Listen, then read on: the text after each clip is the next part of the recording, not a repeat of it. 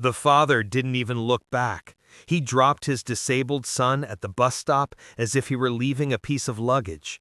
One small backpack, a worn-out teddy bear, and a whisper that wasn't a promise at all. "I'll be right back." Everyone around saw it. Everyone felt something was wrong. But no one moved. The boy didn't cry. He just kept adjusting in the crooked straps of his backpack, trying to believe the man who had walked away without a second glance. Minutes passed, then an hour. The sun dipped lower. The evening breeze grew colder. People rushed onto buses. Mothers pulled children close. Teenagers laughed as they passed. But the boy remained exactly where he had been abandoned, sitting perfectly still, legs shaking, eyes fixed in the direction in which his father had disappeared. And then, when the last bus had come and gone, when the sky turned the color of bruised purple, a black sedan rolled to a slow stop. A man in a tailored gray suit stepped out, annoyed, busy, talking into an expensive phone until he saw the boy. That was when something shifted, because in the boy's eyes, lost, patient, uncomplaining, he saw a reflection of a pain he thought he had buried years ago. He hung up the phone mid-sentence. He approached, and what began as a moment of curiosity became a moment of concern, and then something far deeper. Sometimes the people who hurt us share our blood. Sometimes the people who save us don't. And for these two strangers, this was the beginning of everything. The man in the gray suit, whose name was Martin Hale, had been on his way to a dinner meeting, one of those polished, insincere gatherings where rich men congratulated each other for being rich. His assistant had spent the entire afternoon reminding him, "You can't be late, sir. Investors will be there. Press might show up early. Your reputation." But all of that dissolved the moment he saw the boy. He didn't know why his feet moved before his brain did, didn't know why he closed the car door gently instead of with his usual impatient slam, didn't know why he slipped the phone into his pocket without another word to the man barking on the other end. He just knew that something wasn't right. The boy's posture, the stillness, the forced calm.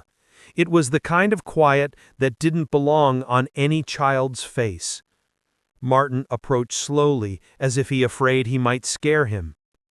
"Hey there," he said softly, stopping a few feet away. "You waiting on someone?" The boy didn't answer first. He only hugged the teddy bear tighter, the fur rubbed thin from years of being held through storms no child should have weathered alone. Martin tried again. "What's your name?" The boy blinked, swallowed hard, and finally murmured, "Eli."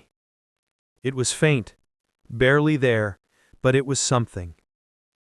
"And where's your dad, Eli?" Martin asked gently. This time the boy didn't speak at all. He just pointed, toward the empty street, toward a direction that led nowhere, toward a man who made a choice no parent should ever make. That was when Martin felt something in his chest, a tug, sharp and unexpected. Because once, many years ago, he'd been the boy sitting on a curb waiting for someone who never returned. Once, he'd clenched his small fists into pockets of a coat too thin for winter, staring down a street lit only by headlights that didn't slow for him. He knew that feeling. He remembered that silence. And seeing it again on this child was like reopening an old wound. He crouched down so they were eye level. "Do you know when he's coming back?" Martin asked gently. Eli nodded once. He said he'd be right back." His voice cracked on the last word, not from crying. Eli hadn't shed a tear. No, it cracked from holding everything inside for far too long. Martin looked around. The platform was nearly empty now. A stray newspaper rustled across the concrete. The lights flickered with the buzz of tired electricity. A cold wind scraped across Eli's cheeks. Martin shrugged out of his suit jacket without thinking and gently placed it around the boy's shoulders. Eli stared at the fabric as if it were something foreign, warmth given freely. Martin felt the weight of the moment settle on him, heavy and undeniable. He wasn't a father, never married, hadn't let anyone close in years. He'd built his life on razor-sharp schedules, deals, deadlines, and walls that reached the clouds. But this boy, was cutting through all of that. Something protective rose inside him, something instinctive. "Did your dad leave a number? A note?" Martin asked. Eli shook his head. He said he'd come back after he talked to someone, but I don't think he meant it. Finally, a small tear escaped, not a sob, just a tear, lonely, quiet, almost ashamed to be seen. Martin's jaw clenched. The anger he felt wasn't loud, it wasn't explosive. It was cold and controlled, an old ache resurfacing, fueled now by the sight of a child who deserved so much more than abandonment. "Eli," he said softly, "would you like to sit inside my car while we figure this out? It's warmer." The boy hesitated. Not because he didn't trust Martin, but because he still believed in the deepest, most painful part of himself that if he stayed exactly where his father left him, maybe the man might return. Martin recognized that, too. He'd done it himself once. He extended his hand. "You won't miss him," he said gently. "I'll stay. I won't leave. We'll see him if he comes back." Something in his tone, steady, grounded, reached the boy. Eli looked at the direction his father had disappeared one last time, then placed his small, trembling hand in Martin's. It was such a simple thing, a child taking a stranger's hand, but to Martin it felt like the beginning of a promise he hadn't spoken yet. As they walked toward the sedan, the boy suddenly whispered, Do you think he forgot me?" Martin paused. The truth clawed at him, but he swallowed it down. "I think," he said slowly, "that some people don't know how to take care of what they're given. But that's not your fault." Eli didn't respond, but he leaned slightly closer as they reached the car. Martin opened the passenger door and helped the boy inside, adjusting the seat so his legs were comfortable. The teddy bear sat on his lap like a small guardian. Martin shut the door gently and circled to the driver's side. He didn't start the engine right away. Instead, he watched Eli through the reflection in the window. Small, tired, fighting sleep, fighting doubt, fighting hope. "Everything's going to be all right," Martin said quietly. He didn't know if it was true. Not yet. But he knew one thing with absolute clarity. He wasn't going to abandon the boy, not tonight, not ever. Because sometimes the universe puts someone in your path not by accident, but on purpose. And sometimes, when a stranger steps in, that's the moment a real family begins. Martin didn't start driving right away. He sat there behind the wheel, hands resting on the leather, eyes flicking toward the small boy curled in his passenger seat. Eli hugged the teddy bear so tightly, it seemed like the only anchor he had left in the world. For a while, Martin just watched. The boy wasn't crying, wasn't talking, just staring out the windshield as if waiting for someone, anyone, to appear out of the darkness. Martin exhaled slowly, his chest tight. How do you tell a child that the person they're waiting for might never return? You don't. Not yet. Not when the wound is still fresh. So instead, Martin cleared his throat gently. "Eli," he said, keeping his voice low, "I think we should call your dad. Do you remember his phone number?" Eli shook his head, barely moving. He changed it last month," the boy whispered. He said he'd write it down for me, but he forgot. Forgot. That word struck something bitter. Parents forget lunches. Parents forget school meetings. But they don't forget their child's lifeline. Martin forced himself to stay calm. Anger wouldn't help. Not now, not here. "All right," he said softly. "Do you know your address?" Another shake of the head. Martin felt the weight of reality settle even deeper. Eli wasn't just abandoned physically. He'd been living in instability long before the bus stop. But he didn't push. A child's silence was a kind of truth all its own.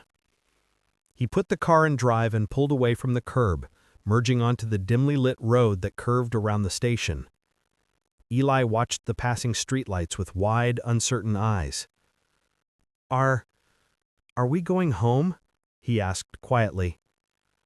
Martin's grip tightened on the steering wheel. "We're going to find your home. And we're going to find your dad.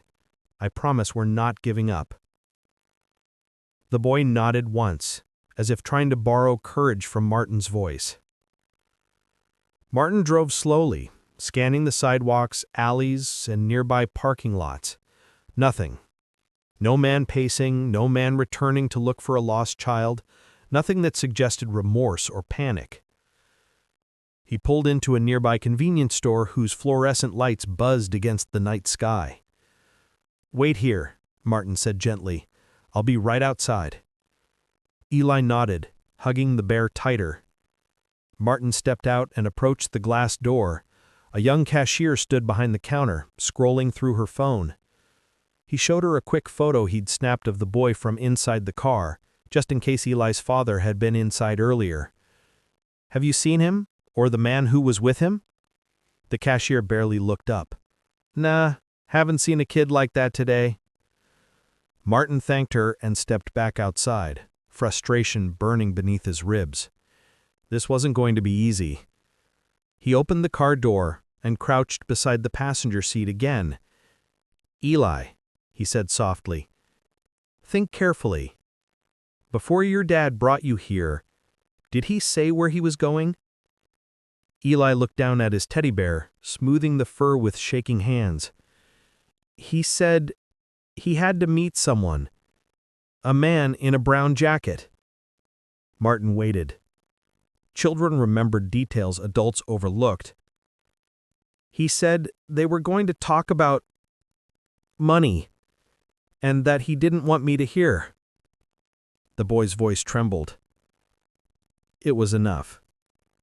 A meet-up, money, someone the father didn't trust around his child. Martin stood. They had a direction now. He drove through the surrounding blocks, passing gas stations, street corners, diners, and bars, any place where a desperate man might meet someone about money. Every time Martin slowed the car, Eli's eyes lifted with hope. Every time they drove on, his shoulders fell a little more. Finally, Martin pulled into a small diner with flickering neon lights. Steve's, in red letters that buzzed like old bees. "Stay here," Martin told him again. "Lock the doors, okay?" "I'll be right back." Eli nodded and pressed the lock button with trembling fingers. Inside the diner smelled like bacon grease and burnt coffee. A waitress in her 60s, gray hair pulled into a bun, approached with a tired but kind smile. "Evening," she said. "Take a seat wherever you'd like."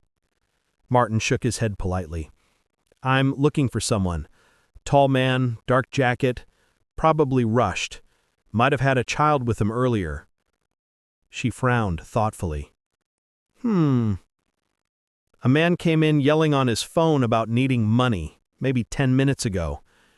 Didn't have a kid with him, though. Looked troubled." Martin's heartbeat quickened.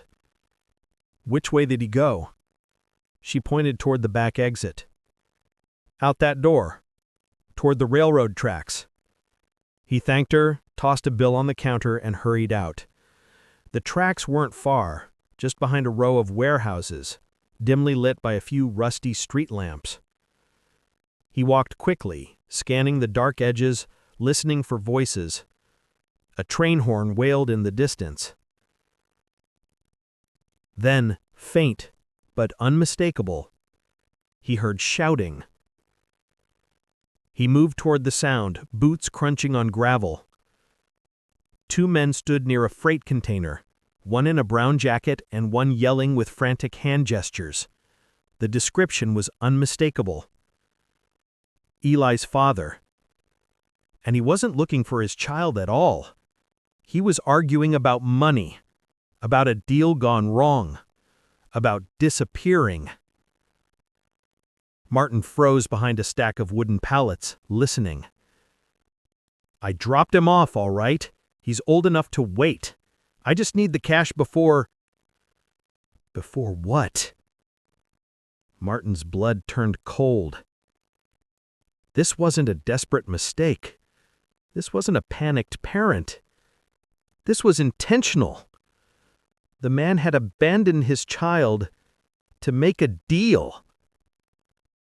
Martin stepped back, fury boiling inside him in a way he hadn't felt in years, not since his own father left without a goodbye. He walked quickly back to the car. When he opened the driver's door, Eli looked up immediately. "Did you find him?" he whispered. Martin hesitated. He couldn't tell the boy the truth, not yet, not when it would crack his heart clean down the middle, so he knelt beside him again. "Eli," he said softly, "I found some people who might know where he went. We're getting closer." The boy swallowed, hope flickering like a dim candle. "Okay." Martin started the car. He didn't know what would come next, but he knew one thing with absolute certainty. He would not hand that child back to a man who abandoned him to settle debts, no matter what the law said, no matter what battles lay ahead, not tonight, not ever.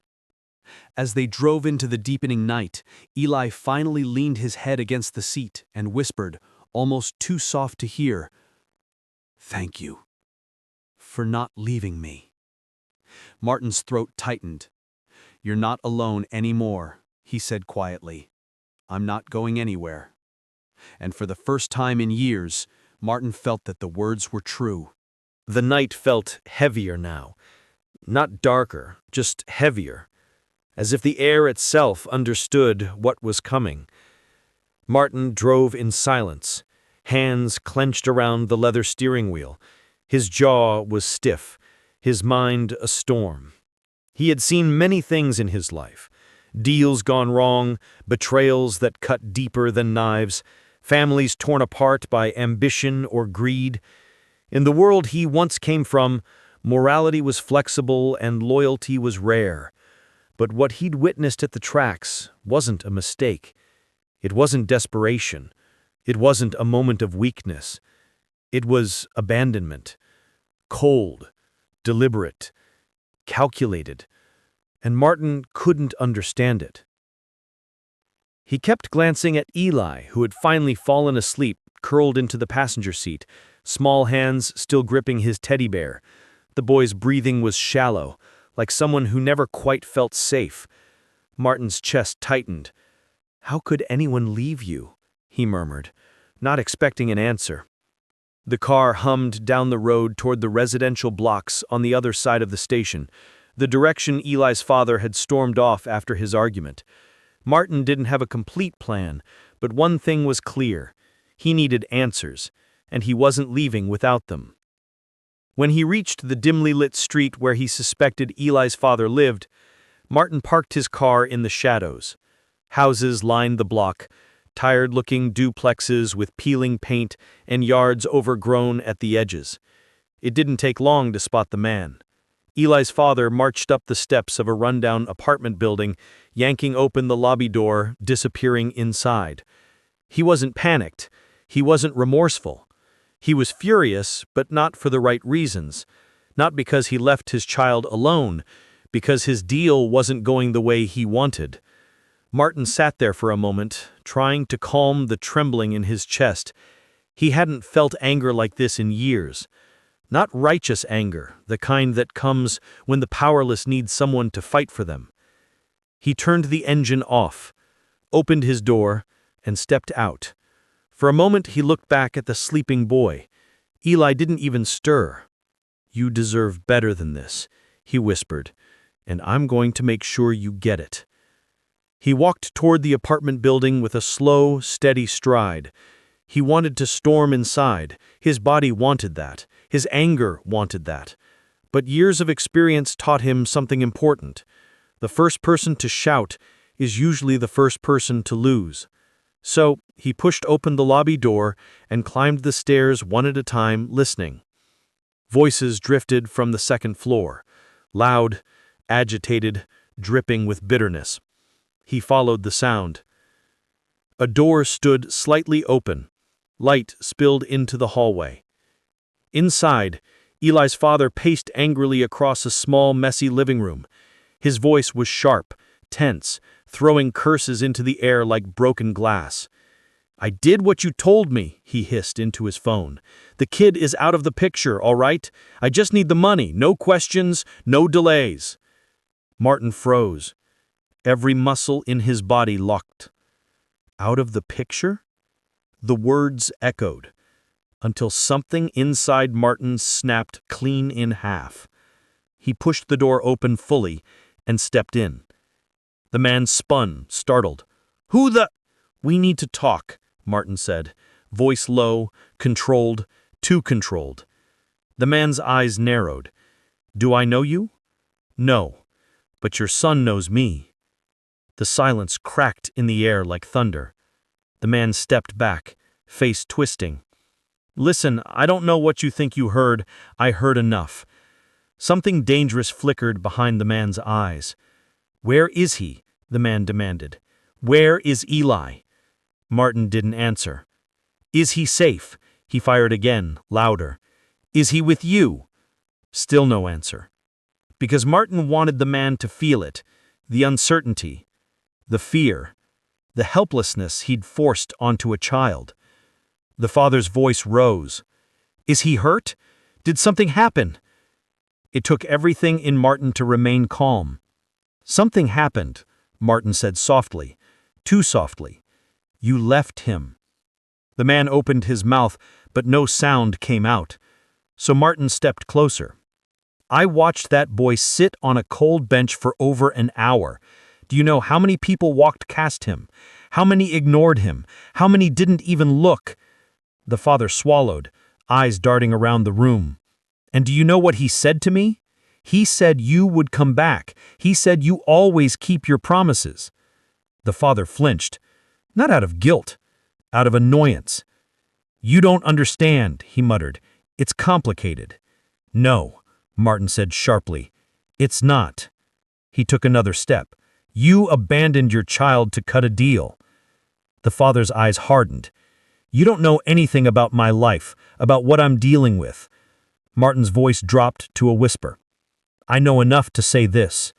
If you walk away from your child, you don't deserve to call yourself a father." That hit. The man's face reddened.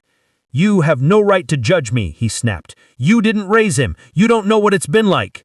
Martin clenched his jaw. "No," he said, "but I know what it's like to be the kid watching a father walk away." Silence. Heavy. Dense. The father blinked. You don't get to keep him," he said finally, voice trembling with anger. Martin stepped forward until they were inches apart. "Then act like it." The man tried to push past Martin toward the door. "I'm going to the police," he growled. "I'm telling them you kidnapped my child." Martin didn't move. "You abandoned him," he said. "There are cameras at the station. Half the city saw you leave a disabled child alone." The man froze. Martin saw it. Fear. Not the fear of losing his child, but the fear of consequences. "I just need some time," he muttered, pacing again. "Some time to fix everything, to get money, to gamble, to pay off debts, to make another deal." The man stiffened. That was it. That was the truth. Martin shook his head slowly. "He's not your bargaining chip. He's a child.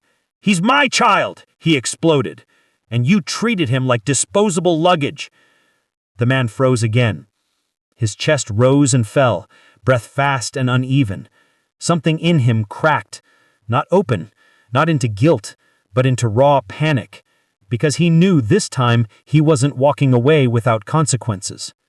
Martin turned toward the door to leave. The man lunged. "You can't take him!" he yelled, grabbing Martin's arm. "You can't!" Martin spun, gripping the man's wrist, holding him still with just enough pressure to make a point. "Think very carefully," Martin said quietly. "You have two choices." The man froze, shaking. "One," Martin continued, "you come with me right now, and we figure this out like men who care about the child involved." The man swallowed. "And the second?" he whispered. Martin's eyes hardened. You try to stop me, and I make sure the world knows what you did tonight, and you will never see that boy again." The man stared at him. Then, something inside Eli's father, the tiny sliver of decency that still existed, finally wilted under the weight of truth. He lowered his head. "Fine," he muttered. "I'll talk." Martin didn't relax. Not yet. Because talking didn't mean caring. Talking didn't mean change. Talking didn't undo the pain already carved into a boy's heart. But it was a beginning. And beginnings, no matter how broken, were where justice started. Chaos had its own sound. It wasn't always loud. Sometimes it whispered, cold, sharp, and surgical. That was the sound in the precinct hallway as Renee was escorted into a small interview room, her wrists free, but the weight of humiliation still sitting heavy on her skin. The fluorescent lights above buzzed with a faint flicker. The chair screeched against the linoleum floor as she sat. She folded her hands slowly, deliberately, reminding herself to stay composed even though every part of her felt like a raw nerve. On the walk here, officers avoided eye contact. Not out of guilt. No, guilt implies humanity. They avoided her because they suddenly didn't know what box to put her in. Victim? Threat? Liability? They whispered behind her back, throwing sideways glances like she was an unexpected bomb someone forgot to disarm. Renee had seen that look before, long ago. Different uniforms, same arrogance. She inhaled deeply and waited. 1 minute passed. Then 2. Finally, the door opened, and Detective Colin Hart stepped in. In his early 50s, graying hair, eyes permanently narrowed, as if life had disappointed him too many times for him to forget it. He carried a manila folder under his arm, thick, bulging, the kind of file that meant someone had been digging. He didn't sit immediately. He studied her. "You know, I've interviewed killers who look less calm than you." Renee kept her gaze steady. "Maybe that's because I'm not the one who messed up today." Hart smirked, not out of amusement, but because he wasn't used to being spoken to like that. He pulled out the chair across from her and sat down. He placed the bulging folder on the table, but didn't open it yet. He leaned forward, elbows on the table. "Let's get to the point. Sergeant Kane says you resisted, says you became aggressive when he asked for your ID." Renee's jaw tensed. "I complied, every step of the way." "That's not what his body cam shows." A spark of anger flared. "Play it." Hart didn't move. "You'll see it soon enough." The room fell quiet again. Then he tapped the folder twice with a slow, deliberate rhythm. "I started digging into you, Renee Calloway." "Did you now?" she said coolly. He nodded. "People don't usually handle being slammed like that and then walk into a precinct with their head up. That confidence told me there was more to the story." He flipped the folder open. Dozens of documents, photos, scanned pages, official seals. A resume thicker than most case files. His eyes tracked the contents, and for the first time since he met him, I saw uncertainty in his expression. "You've had quite a life. Is there a relevant point coming?" she asked. He ignored her jab. "You were a law professor." "Still am." "You wrote articles on civil rights, constitutional structure, and policing standards." I did. You advised a federal task force. I did. And then this little piece, he tapped a stapled packet, caught my eye. Renee didn't need to look. She already knew what it was. Hart leaned back.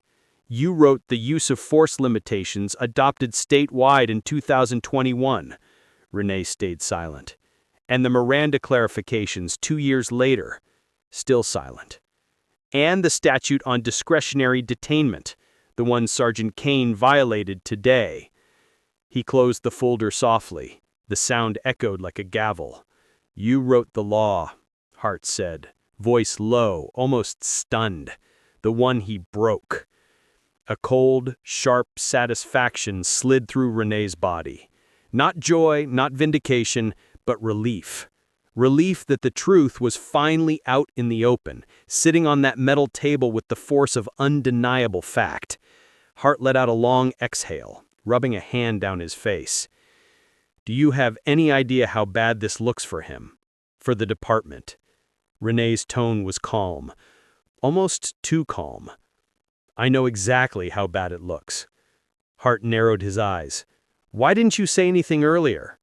Because it shouldn't matter who I am. My humanity should have been enough. But it wasn't. Hart stared at her for a long moment, long enough that he could see the gears turning behind his tired eyes. He wasn't a villain, but he wasn't a hero either. He was a man trapped between the truth he'd discovered and the system he'd spent decades protecting.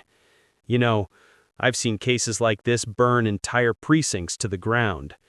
Renee lifted an eyebrow. And I'm guessing you're not interested in arson? He gave a dry, humorless laugh. Not particularly. The door knocked once and swung open. Officer Diaz stepped in, short, sturdy, and anxious. Her eyes darted between Hart and Renee. Detective, you should see this. Hart stood. What now? Diaz hesitated, then stepped closer and whispered something into his ear. The look on Hart's face shifted instantly, tightened, alarmed, disbelieving. What? Diaz swallowed.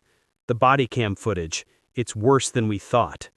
Renee felt her pulse kick, but she stayed still, centered, controlled. Hart turned to her. For the first time, there was something like respect in his eyes. Come with me, he said. They led her down the hallway toward the monitoring room. Officers lingered outside the door, whispering, glancing, pretending not to stare. As Renee stepped inside, the room fell silent. On the screen was Sergeant Kane's body cam footage. It began with her walking down the sidewalk, businesslike, purposeful, minding her own damn business. Then Kane stepped into frame. The first command was barked before he even reached her. No greeting, no explanation, no reason. Renee's throat tightened, not because she was reliving it, but because she was watching everyone else watch it. It got worse from there. Kane's voice was aggressive, mocking, dripping with entitlement. Renee remained composed, answering politely. Kane escalated. She stayed calm. Kane reached for her. She didn't reach back. Then the slam. The sound of her body hitting the pavement filled the room. Officers winced. Someone cursed under their breath. A young rookie swallowed so hard it was audible. But it wasn't the violence that shook them. It was what came next. Kane muttered the words as he pinned her down, unaware or uncaring that his mic was live. People like you should just learn to obey. The room went deadly still. Hart froze. Diaz covered her mouth. No one breathed. The phrase hung in the air like poison, heavy and irrefutable. Renee didn't flinch. She simply said, "That's the culture you've been ignoring." Hart looked sick, pale, sweating, jaw clenched. He turned to the room. Shut it off. The screen went black. Renee waited. Finally, Hart faced her with a seriousness that made the air feel heavier. Miss Calloway, this is no longer a misconduct investigation. She raised an eyebrow. No. He shook his head, voice low and grim. This is a civil rights violation, an abuse of authority, and a full-blown departmental scandal. A long silence stretched. Then Hart added, almost reluctantly, "And you are about to become the most important witness this precinct has ever had." Renee didn't smile.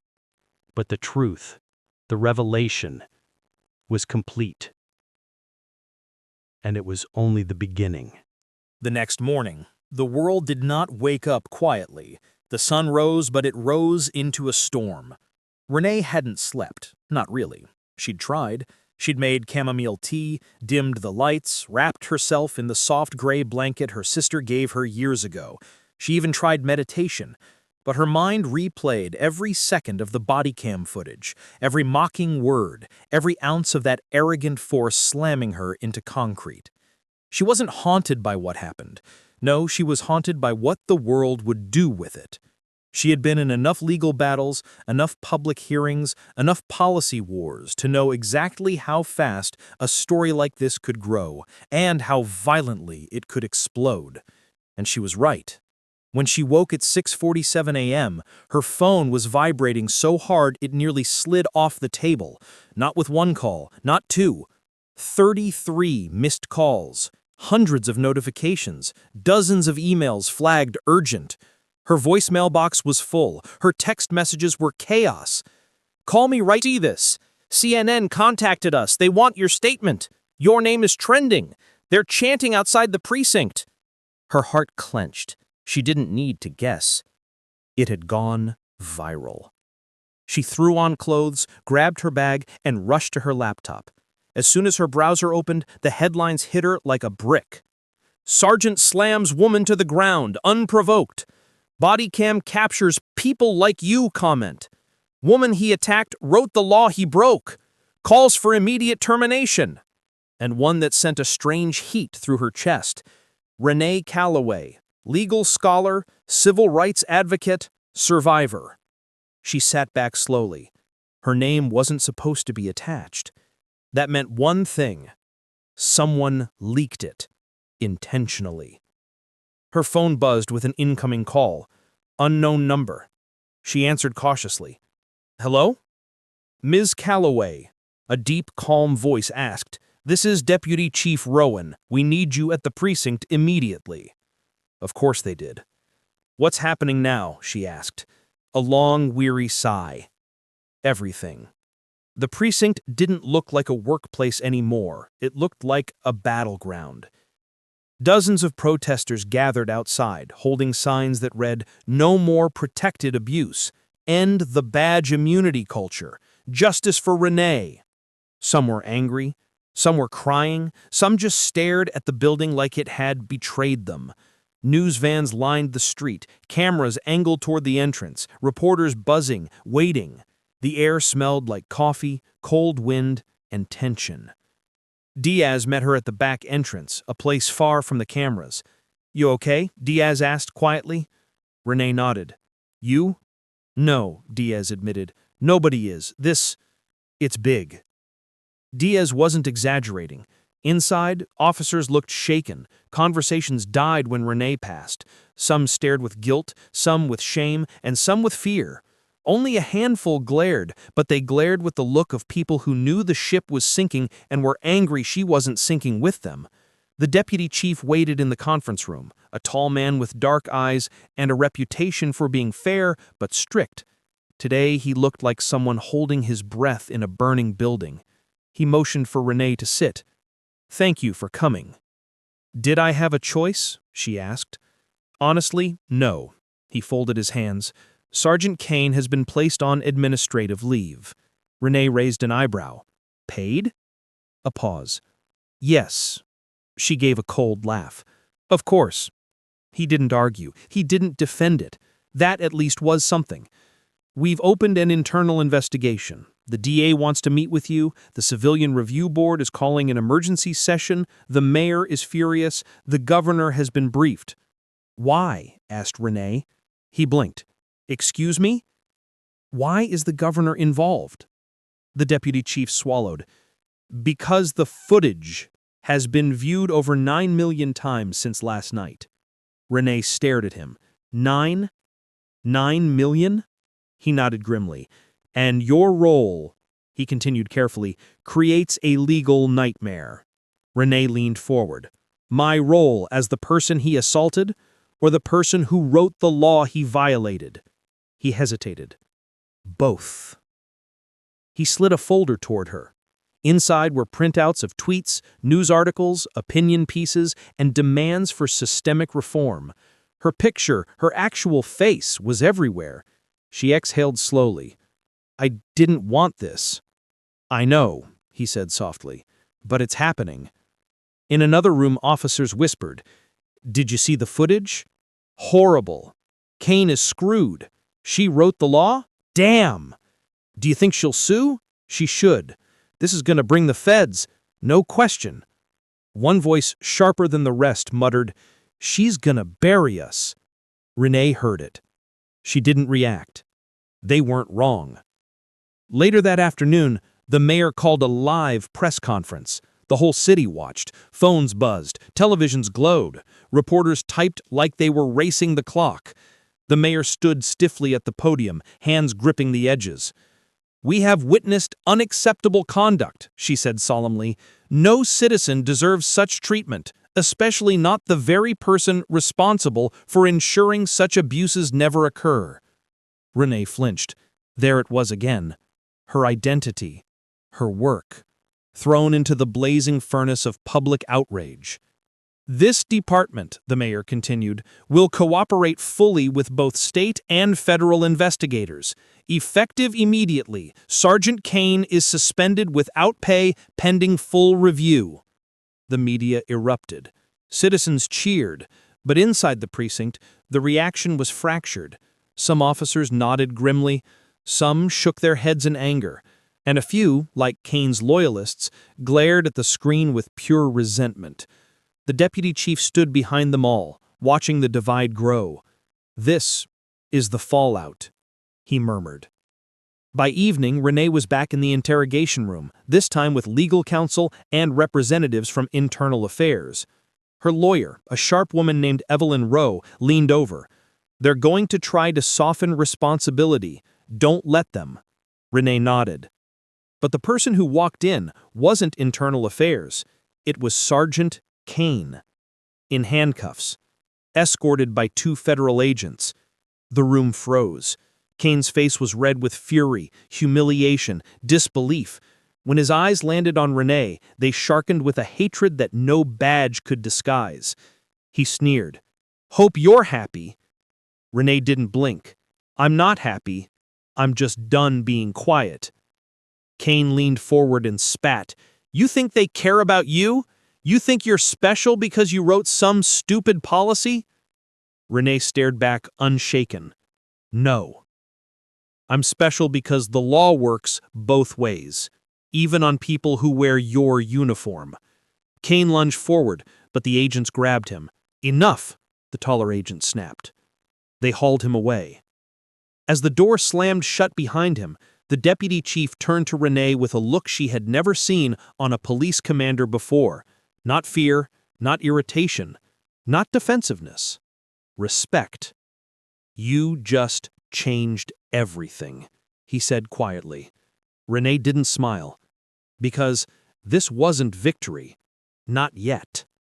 This was fallout. Messy, loud, raw. And it was only the beginning of the war the city didn't know it was about to fight. Backlash has a sound. It isn't loud at first. It starts as a whisper, a rumor, a message forwarded in a private chat, a comment under a news article.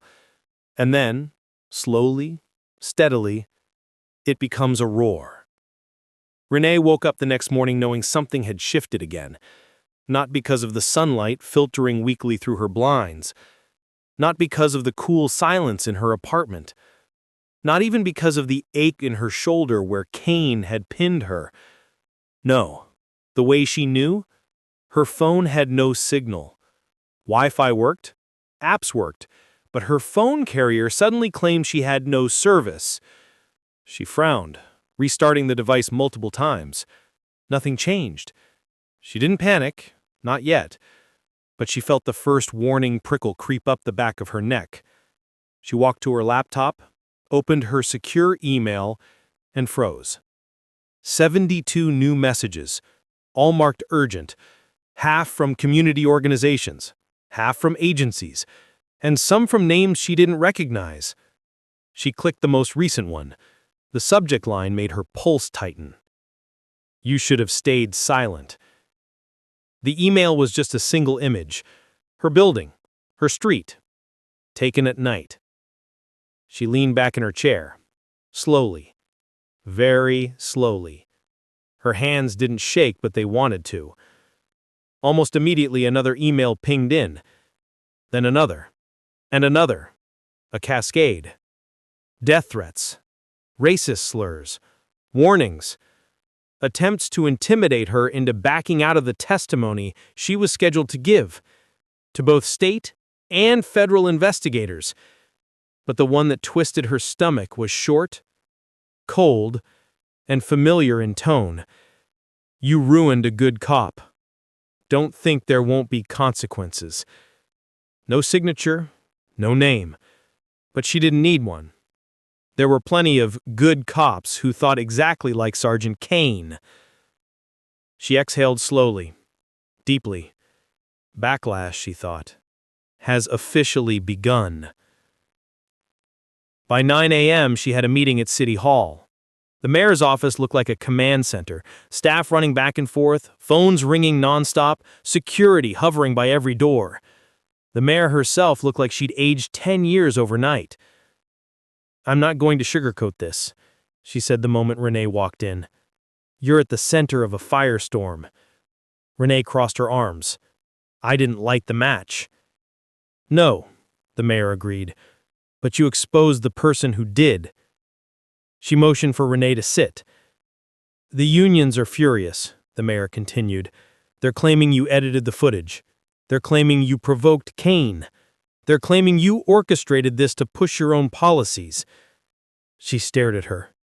"My own policies that are literally designed to stop officers from doing the exact thing he did?" The mayor sighed. "Yes, those." "Let me guess," Renee said dryly. "They're demanding my identity be stripped from the case?" "No," the mayor replied. Her tone grew heavier, darker. "They're demanding your removal from every legal oversight committee you sit on." Renee's breath caught, just for a moment. Not fear, not shock. Anger. Cold, dignified anger. "So they're trying to punish me for being assaulted," she said. The mayor pinched the bridge of her nose. "They're trying to punish you for being right." Outside City Hall, protests had doubled. There were two types now. 1. People demanding justice for Renee. 2. People demanding the department stop witch hunts against great officers. The two crowds clashed verbally, screaming, shoving, arguments erupting on every corner. Renee walked past a woman holding a sign that read, "Stand with Renee, end the abuse." And directly beside her, a man holding another, "Blue Lives Matter, she's lying." Their faces were inches apart. Their voices thundered. Their truths were incompatible. Renee swallowed hard and kept walking. Back inside the mayor's office, a man in a dark suit entered. He had silver hair, sharp eyes, and an expression that left no room for guessing. "Special Agent Morrow," the mayor said. "This is Renee Calloway." He extended a hand. "Ma'am, we're handling the federal side." Renee shook his hand. "And handling means what?" The agent opened a folder. "Ma'am, we have credible evidence that members of Kane's unit are coordinating online harassment towards you." Renee's jaw tightened. Of course they were. "But it's more than that," the agent continued. "Someone from inside the department leaked your personal information." Renee blinked. "My information? What information?" The agent's expression hardened. "Your address, your workplace, your family connections, even the school district your niece attends." Renee's blood ran cold. Her niece. Her baby. 7 years old. a laugh like music, eyes that trusted the world. Her voice dropped. Is she safe? For now, the agent said, but we've notified local patrol. But we recommend enhanced security immediately. She closed her eyes. This was the part people never talked about. The part activists whispered about in community meetings. The part lawyers dealt with silently behind closed doors. The part reformers endured without ever revealing the full cost. Police backlash wasn't just anger. It was an ecosystem. A culture of retaliation. And now, it had its eyes on her. By noon, the police union released an official statement. Every news channel aired it. A stern man with glossy hair and a permanent scowl stood behind a podium. Sergeant Kane, he declared, is a decorated officer with 18 years of loyal service. We believe he is being targeted by political operatives and anti-police activists. The woman in the video, Miss Calloway, has a long history of pushing radical oversight policies. This incident is being weaponized. We stand firmly with Sergeant Kane. Renee watched it from the mayor's office. She didn't flinch. She didn't curse. She didn't cry. She just whispered, "There it is." The backlash, the smear campaign, the attempt to rewrite the truth. The mayor muttered, "I'm sorry." Renee shook her head. "Don't be. This is exactly why those policies exist." That evening, Renee returned home with a police escort she didn't ask for, but was told she couldn't refuse. Her hallway was quiet. Her apartment door looked normal. But there was something new. A single piece of paper taped to her door. No envelope, no name. Just 5 words written in thick black marker. You should have kept quiet. Renee stared at it for a long time. Not with fear, with clarity, with certainty. Because backlash, she knew, wasn't a sign she'd done something wrong. Backlash was the sign that someone who'd spent years abusing power had just been dragged into the light. And abusers don't go quietly. They go kicking, screaming, clawing, threatening, because they know the moment the world sees them clearly, they lose everything. Renee peeled the note off her door. She folded it once, twice, then slipped it into her pocket. Proof, evidence, fuel. Her voice was steady as she whispered to her empty hallway, "You came after the wrong woman." Because the backlash may have begun, but the showdown hadn't. Not yet. And when it came, Renee planned to make history. Turning points rarely announce themselves. They don't come with thunder, or sirens, or dramatic music swelling in the background. They arrive quietly, like a breath before a storm, almost unnoticeable until everything suddenly changes. For Renee, the turning point began with a knock. Not a threatening one, not angry, but firm, steady, professional. She approached her door carefully, hand on the pepper spray she kept by the console now, and looked through the peephole. 2 men in suits stood there. Not cops, not union reps, not reporters. Federal. She opened the door just an inch. "Ms. Calloway," the taller one asked. "Yes?" "We'd like to speak with you. May we come in?" Her mind raced. If they were here to intimidate her, they would have come with more than 2 agents, and they wouldn't have knocked politely. She opened the door. "Come in." The agent stepped inside, scanning the apartment automatically, but respectfully. They didn't comment on the security cameras she'd installed near her windows. They didn't judge the half-packed go bags by the couch. They didn't even blink at the new deadbolt she had added. They'd seen worse. They'd protected worse. They knew fear when they saw it, and they didn't exploit it. The shorter agent, a woman with cropped hair and sharp eyes, spoke first. "We're here because the investigation has shifted." Renee crossed her arms. "Shifted how?" The woman opened a laptop and turned it toward her. On the screen was a map of the city. Red dots clustered in two areas: the street where she lived and the courthouse where she worked. "We traced the threats," the woman said. "Not just the emails, not just the calls, the in-person surveillance." Renee felt her stomach tighten. "In person?" The agent nodded. "Yes. Some of the harassment wasn't digital.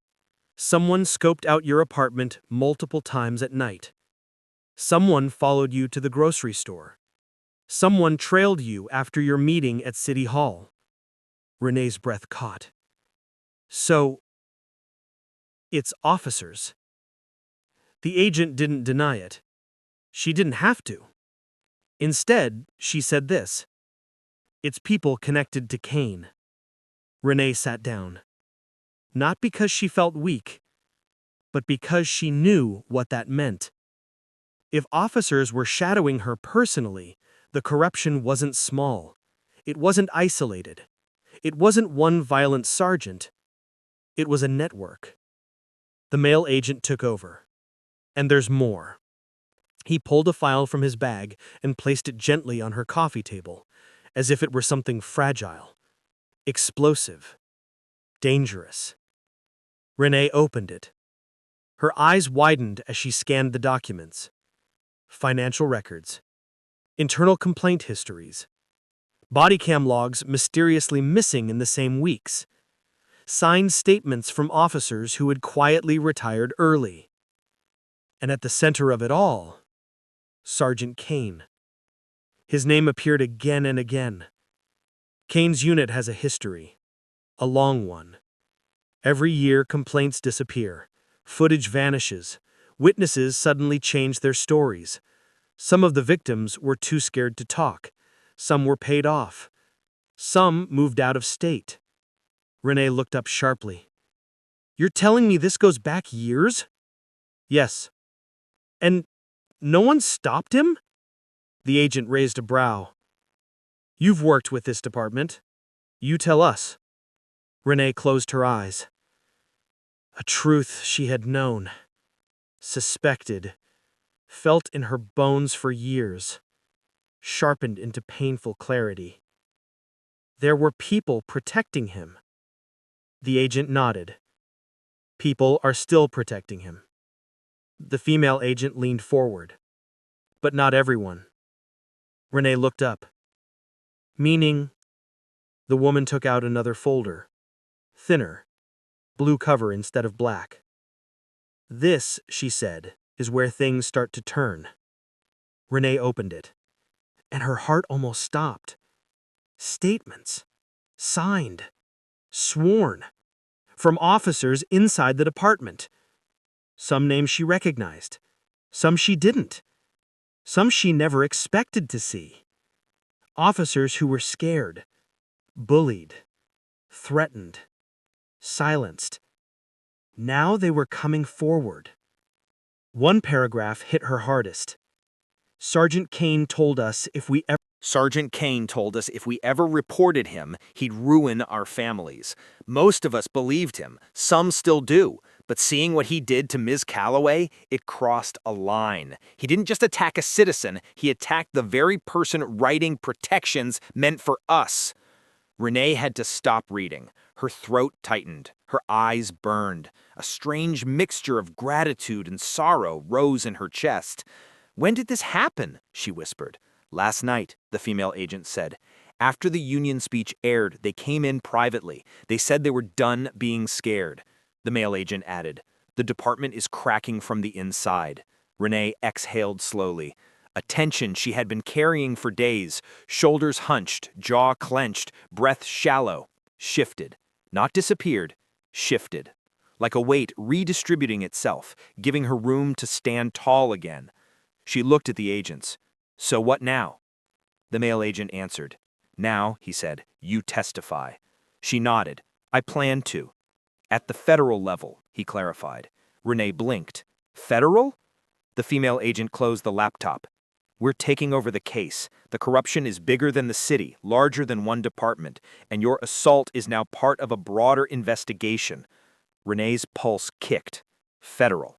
That meant protection, resources, transparency, a spotlight too bright for bad actors to hide under. A chance, not just for justice for her, but for actual systemic change. The male agent stood. We'll be assigning protective detail. You'll have escorts, you'll have transport, you'll have surveillance on your building. Renee almost laughed.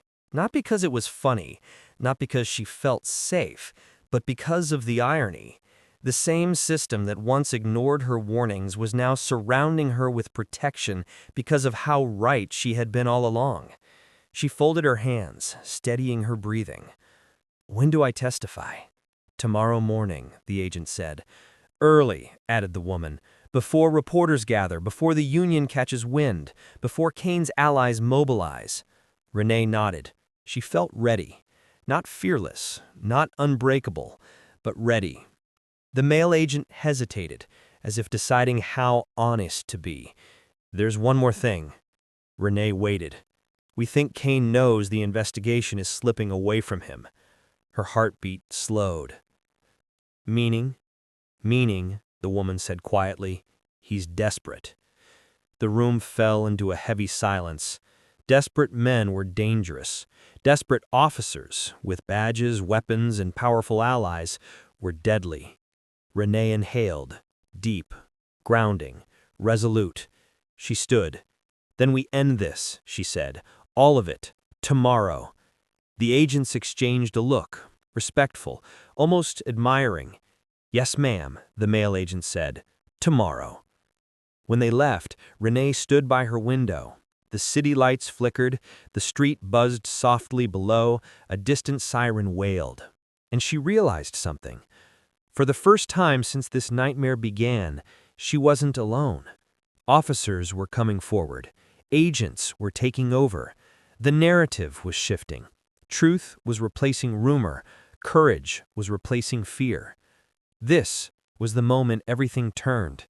Not because the fight was finished, but because she finally had an army. And tomorrow? Tomorrow she would walk into that federal building and speak every truth they tried to silence. Not with fear in her voice, with power. And Kane, for the first time in his life, would have to face someone he couldn't intimidate or shove to the floor. Someone the entire system was now standing behind. Someone he underestimated. Someone who wrote the laws.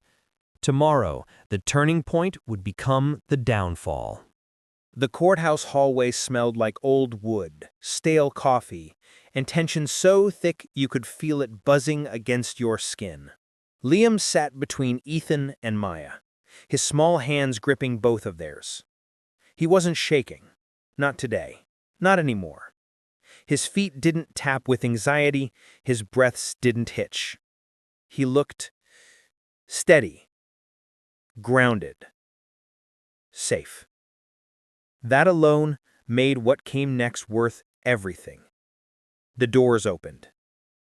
Case 38492. Custody petition, abandonment charges, and felony neglect. State versus Richard Calder. The father walked in with the same expression he wore the day he left Liam at the bus stop. Annoyed, inconvenienced, almost bored. His shirt was wrinkled, his cheap tie hung crooked. He scanned the room like someone who still believed he was the smartest man here. Then his eyes landed on Liam. For the first time since this began, something flickered. Not guilt. No, that was too soft. It was fear. The kind of fear that bubbles up when you realize you may finally be held accountable. Ethan rose slowly, one hand on Liam's shoulder, protective in a way that didn't need words. The courtroom noticed. Everyone noticed. The contrast between these two men couldn't have been clearer. One man abandoned a child. The other found him and refused to leave his side. Even the judge peeked over her glasses, studying the dynamic. Court began, and from the very first witness, it was a bloodbath. He adjusted his cap, voice trembling with anger as he pointed toward Liam's father. That man dropped the boy off like he was returning a package. No hug, no instructions, just said, "Stay here," and walked off. I knew something was wrong, but his voice cracked. I should have done more. The jury shifted uncomfortably. One woman covered her face. I thought maybe the boy was waiting for someone.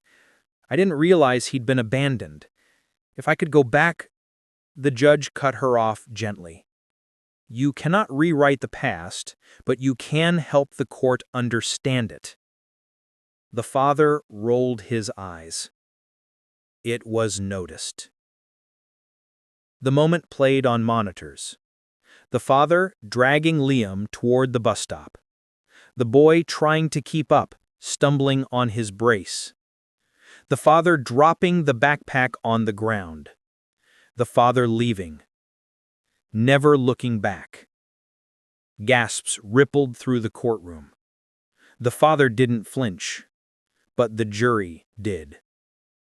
He was calm, controlled, but the room felt like it leaned closer to him when he spoke. He described the moment he found Liam. How long had he been there? The prosecutor asked.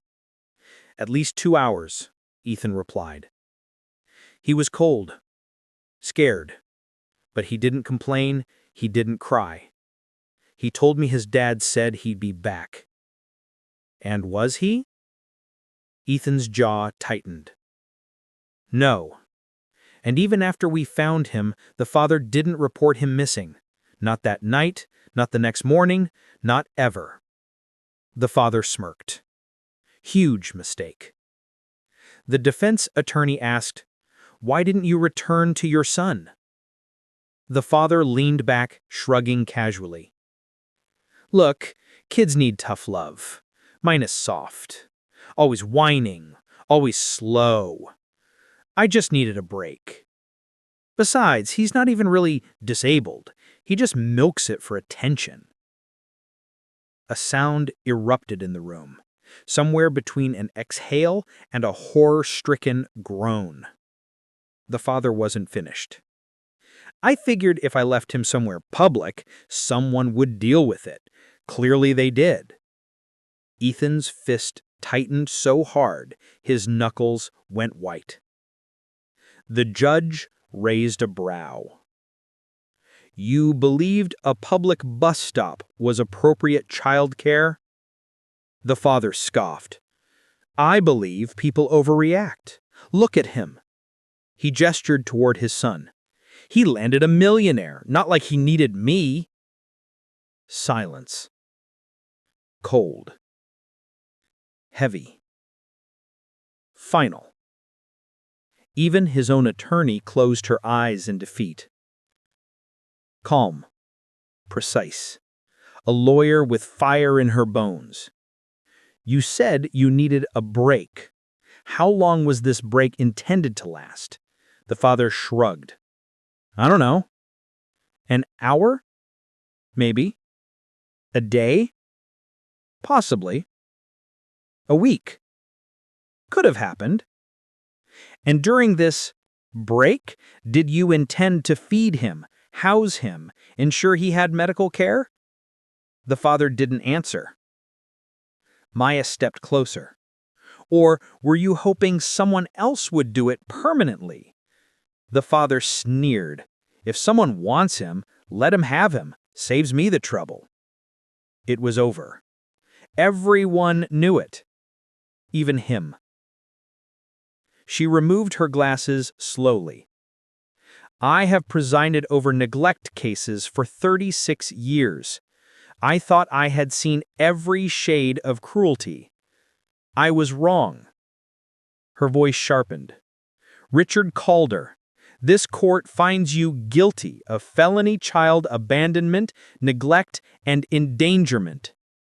The father blinked, finally realizing this wasn't going away. What?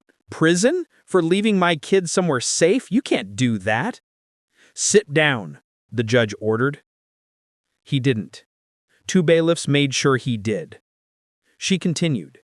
You are sentenced to 9 years in state custody, mandatory counseling, and permanent termination of parental rights. Gasps. Applause. A few tears. But she wasn't finished. She turned to Ethan. Mr. Hale, you have demonstrated extraordinary compassion, responsibility, and devotion to a child who was never yours. Ethan swallowed hard.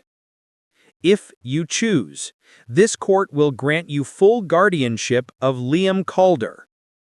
Liam's breath hitched. Ethan knelt beside him, eyes soft, steady. You want this? He whispered. Liam nodded, small at first, then fiercely. Ethan hugged him, the kind you don't break unless someone pries you apart. The courtroom melted. News outlets exploded. Millionaire saves abandoned disabled boy, becomes his guardian. Father sentenced after chilling footage surfaces. Kindness wins. People lit up social media like fireworks. That man deserves everything good. Liam has a real father now. Lock that monster away. Within hours, Ethan and Liam became symbols of hope. Not because of money, not because of headlines, but because the world loves a story where the person who was thrown away is finally chosen. That night, back at Ethan's home, now their home, Liam placed his worn-out teddy bear on a new shelf, surrounded by books, toys, and a bed twice the size of the one he used to sleep in. Ethan tucked him in. Liam looked up timidly. Are you staying? He smiled. I'm not going anywhere. The boy exhaled the kind kids release only when they finally believe they're safe. Outside, city lights glowed. Inside, a future brighter than either of them ever expected began quietly, softly, beautifully. No fear, no waiting, no abandonment. Just something simple, powerful, and long overdue. Family.